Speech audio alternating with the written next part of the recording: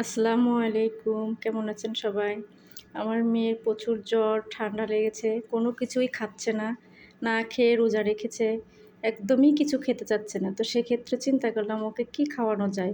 ঝাল জাতীয় কিছু খাওয়ালে হয়তোবা ওর মুখে রুচি আসতে পারে। তো আমি এই ডিমের এই রেসিপিটা করেছি অনেক ঝাল এবং তেঁতুলের টক দিয়ে আর বিট লবণ দিছি। দিয়ে এই জিনিসটা আমি তৈরি করছি। তো এটা খেয়ে আমার মেয়ের মুখে খুব ভালো লেগেছে। ওর অনেক জ্বর, ও অনেক অসুস্থ। খুব টেনশন লাগে, খারাপ লাগে মেয়েটার জন্য আমার। এই তো এই রেসিপিটা তৈরি করছি। তারপরে ওর শরীর প্রচুর দুর্বল, কিছু খায় না।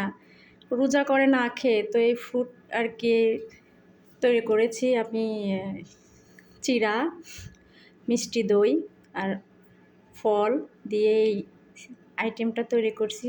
এই ডেজার্টটা আমার মেয়ে খুব মজা করে খেয়েছে এবং শরীরটা ওর একটু এখন ভালো লাগতেছে। তো আমার মেয়ের জন্য সবাই একটু দোয়া করেন, ও যেন সুস্থ সবল থাকে। ভালো থাকেন সবাই। আল্লাহ হাফেজ।